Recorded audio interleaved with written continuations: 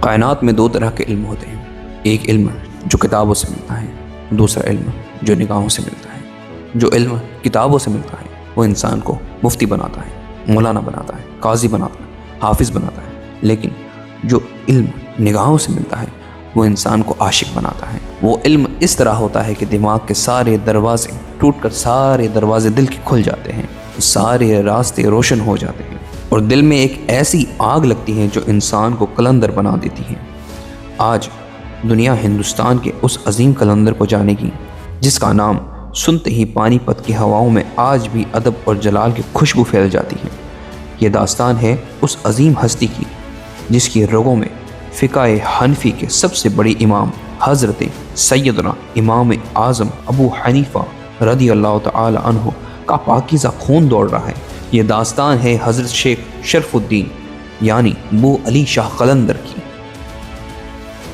حضرت شرف الدین رحمۃ اللہ علیہ کی ولادت 606 ہجری میں پانی پت کی سرزمین پر ہوئی۔ آپ کے والد شیخ فخر الدین اپنے وقت کے عظیم عالم تھے۔ آپ کا سلسلہ نسب سیدھا امام اعظم سے جا کر ملتا ہے۔ بچپن سے ہی آپ کے چہرے پر ایسا نور تھا کہ دیکھنے والے سمجھ جاتے تھے یہ بچہ عام نہیں ہے۔ آپ نے ابتدائی تعلیم اپنے والد سے حاصل کی، پھر آگے جا کر علم حاصل کیا دہلی سے اور دوسرے شہروں سے۔ کچھ ہی سالوں میں آپ کا ظاہری علم اس قدر وسیع ہوا کہ آنے والے وقت میں آپ سب سے عظیم مفتی بن گئے۔ مسجد قطب الدین میں آپ کا درس ہوتا تھا، ہزاروں طلبہ، علماء اور قاضی آپ کے سامنے زانوئے ادب طے کرتے تھے۔ آپ فتوے دیا کرتے تھے اور لوگوں کو شریعت کی باریکیاں سکھایا کرتے تھے۔ دنیا آپ کو مفتی اعظم اور شیخ کے لقب سے جانا کرتی تھی، لیکن خالق کائنات کو ان سے فتوے نہیں، دلوں کی بادشاہی کروانی تھی۔ ایک دن آپ مسجد میں مسند تدریس پر بیٹھے تھے، سامنے کتابوں کا ڈھیر تھا اور ہزاروں طلبہ آپ کا درس سن رہے تھے۔ اسی وقت دروازے پر ایک فقیر آیا۔ یہ فقیر کوئی عام فقیر نہیں، نہ کوئی مانگنے والا، یہ ایک اللہ والا، بڑی عظیم و شان اور بڑے رتبے رکھنے والا ایک مجذوب ولی تھا۔ تاریخ تصوف بتاتی ہے کہ یہ ایک جلالی مجذوب تھے جنہیں کچھ روایتوں میں حضرت سیدنا حسن کے نام سے جانا جاتا ہے۔ اس فقیر کے بال بکھرے ہوئے تھے، لباس پھٹا ہوا تھا، لیکن اس کی آنکھوں میں دنیا جہاں کا قہر اور نور جمع ہوا تھا۔ وہ مجذوب ولی سیدھے چلتے ہوئے مفتی شرف الدین کے پاس آئے۔ انہوں نے کتابوں کے ڈھیر کو دیکھا، پھر آپ کی آنکھوں میں آنکھیں ڈال کر ایسا سوال کیا جس نے آسمان اور زمین دونوں کو ہلا کے رکھ دیا۔ ان مجذوب ولی نے مولانا شرف الدین سے فرمایا، اے شرف الدین، عمر بیت چلی، کب تک ان سیاہ کاغذوں کے بیچ میں خدا کو ڈھونڈتے رہو گے؟ تو کتاب تو پڑھتا ہے، پر کیا کبھی اسے بھی پڑھا ہے جس کے بارے میں تو کتاب لکھتا ہے؟ جو پڑھنا تھا وہ کب پڑھے گا؟ یہ الفاظ سننا تھا کہ مفتی شرف الدین کے دماغ پر بجلی گر گئی۔ وہ فقیر تو یہ کہہ کر چلے گئے، لیکن پیچھے مولانا شرف الدین کے دل میں ایسی آگ چھوڑ گئی جو ان کو تڑپا رہی تھی اللہ کے عشق کے لیے، اور وہ آگ ایسی تھی کہ دنیا کا کوئی پانی اس آگ کو نہیں بجھا سکتا تھا۔ آپ نے وہیں اپنی ساری کتابیں اٹھائی۔ طلبہ حیران تھے کہ ہمارے عظیم استاذ کو آخر ہو کیا گیا ہے۔ آپ روتے ہوئے ندی کے کنارے پہنچ گئے، اپنی تمام عظیم کتابوں کو دریا کے حوالے کر دیا۔ آپ نے چیخ کر فرمایا، مجھے ان الفاظوں میں میرا رب نہیں ملتا، مجھے اس کی ذات چاہیے۔ ظاہر کا چشمہ اتر گیا اور قلندر کا جلوہ شروع ہو گیا۔ سبحان اللہ، سبحان اللہ۔ خدا کی بارگاہ میں قبولیت آسان نہیں ہوتی۔ کتابیں گواہ ہیں کہ جب عشق کی آگ بڑھی تو حضرت شرف الدین رحمۃ اللہ علیہ سب کچھ چھوڑ کر کرنال کے قریب ایک ندی میں اتر گئے اور وہاں کتنے دن کھڑے رہے؟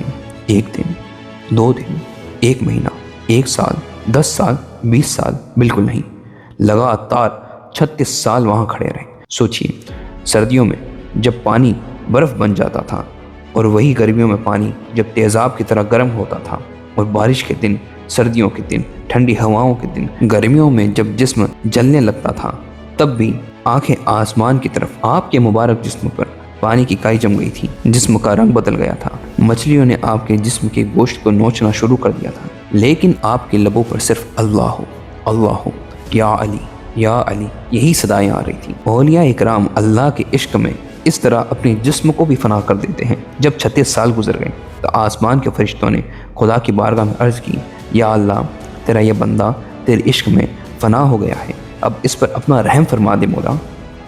پھر وہ رات آئی جس نے شرف الدین کو قلندر اعظم بنا دیا۔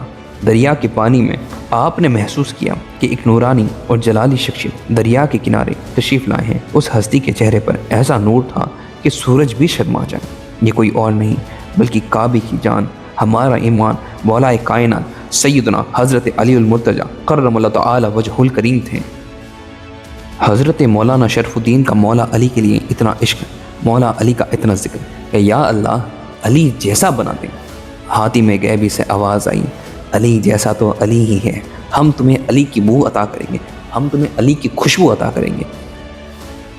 مولا علی نے اپنے مبارک ہاتھوں سے آپ کو پانی سے باہر نکالا اور آپ کی روح کو عشق کا غسل عطا فرمایا اور اپنے پاس بٹھا کر عظیم روحانی کھرکہ پہنایا۔ حضرت علی رضی اللہ تعالی عنہ نے مسکراتے ہوئے فرمایا، اے شرف الدین، تو نے ہمارے عشق میں بڑی تکلیف اٹھائی ہے، آج سے تو ہمارا سچا قلندر ہے۔ ہم نے تجھے اپنی خوشبو عطا کری ہے، یعنی ہم نے تمہیں اپنی بو عطا کر دی۔ آج کے بعد دنیا تجھے شرف الدین کے نام سے نہیں جانے گی بلکہ بو علی کے نام سے پکارے گی۔ اس دن کے بعد آپ جب بھی کسی راستے سے گزرتے وہاں ایسی روشنی اور جنتی خوشبو پھیل جاتی کہ لوگ ہزاروں میل دور سے آپ کی طرف کھینچے چلے آتے۔ آپ کا لقب بو علی یعنی علی کی خوشبو رکھنے والا آسمان اور زمین دونوں جگہ مشہور ہو چکا تھا۔ قلندر دنیا کے بادشاہوں سے نہیں ڈرتا، بادشاہ قلندر سے ڈرتے ہیں۔ ہندوستان پر اس وقت علاؤ الدین خلجی کی حکومت تھی۔ تاریخ میں آتا ہے کہ وہ ایسا طاقتور اور ظالم بادشاہ تھا کہ منگول نے بھی اس کے آگے گھٹنے ٹیک دیے تھے اور پوری دنیا اس سے کانپتی تھی۔ ایک بار علاؤ الدین خلجی کا پانی پت آنا ہوا، اس کی عظیم و شان فوج چل رہی تھی۔ راستے میں حضرت بو علی شاہ قلندر کھڑے تھے۔ آپ دنیا سے بے خبر اللہ کے ذکر میں مشغول تھے۔ سلطان کے متکبر فوجیوں نے آواز لگائی، راستہ چھوڑو، ہندوستان کا شہنشاہ آ رہا ہے۔ لیکن بو علی شاہ قلندر کے کانوں میں دنیا کی آواز کہاں آتی، آپ ایسے ہی کھڑے رہے۔ غصے میں آ کر علاؤ الدین خلجی کے ایک فوجی نے آپ کے جسم پر کوڑا مارا۔ جیسے ہی کوڑا آپ کے مبارک جسم کو لگا، حضرت بو علی شاہ قلندر کی آنکھیں کھل گئیں۔ وہ جلالی نگاہوں سے جس کو مولا علی نے نوازا تھا وہ فوج کی طرف اٹھی۔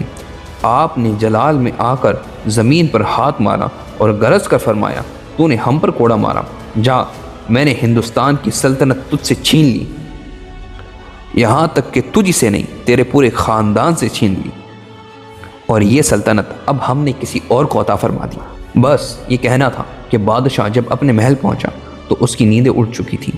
اخبار الاخیار اور تاریخی کتابیں گواہ ہے کہ قلندر کی اس دعائے ہلاکت نے علاؤ الدین خلجی کی عظیم سلطنت کو جڑوں سے اکھاڑ پھینکا۔ علاؤ الدین خلجی پریشان ہو گیا، اس کے خاندان میں قتل و غارت شروع ہو گئی اور کچھ ہی عرصے بعد خلجی عظیم تخت سے ہمیشہ کے لیے مٹی میں مل گیا۔ یہ حضرت بو علی شاہ قلندر کے جلال کا قہر تھا۔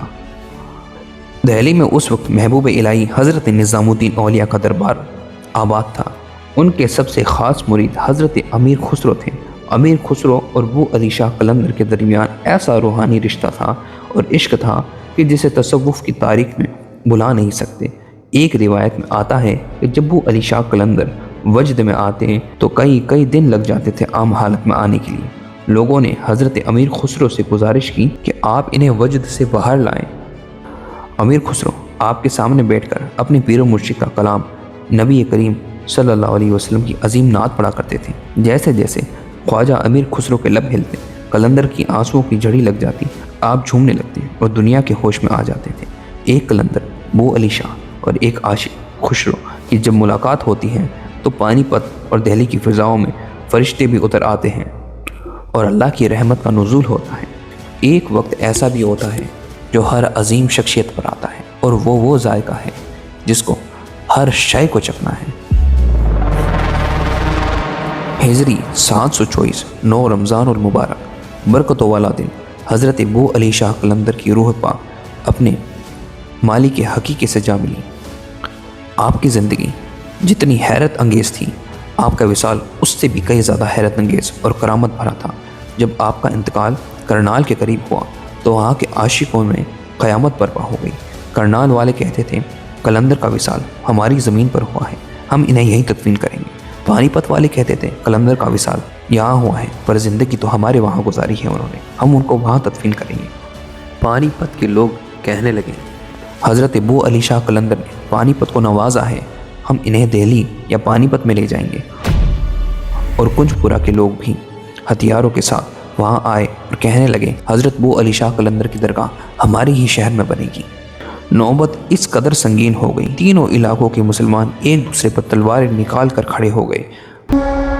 عاشق ایک دوسرے کا خون بہانے کو تیار تھے، ایسا لگ رہا تھا یہاں لاشوں کے ڈھیر بچ جائیں گے۔ تب وہاں موجود ایک عظیم ولی نے مشورہ دیا، آج رات جنازہ یہیں چھوڑ دو، ہم آپس میں خون خرابہ نہیں کریں گے، صبح فجر کے بعد نتیجہ خود نکل آئے گا۔ تینوں قبیلوں نے اس بات کو مان لیا اور جنازہ ایک خاص خیمے کے اندر رکھ دیا۔ اب سنیے قلندریت کا سب سے بڑا معجزہ۔ جب اگلے دن فجر کی اذان ہوئی، لوگ اس خیمے میں گئے تو ان کی آنکھیں پھٹی کی پھٹی رہ گئیں۔ ان سب کی تلواریں ان کے ہاتھوں سے چھوٹ گئیں۔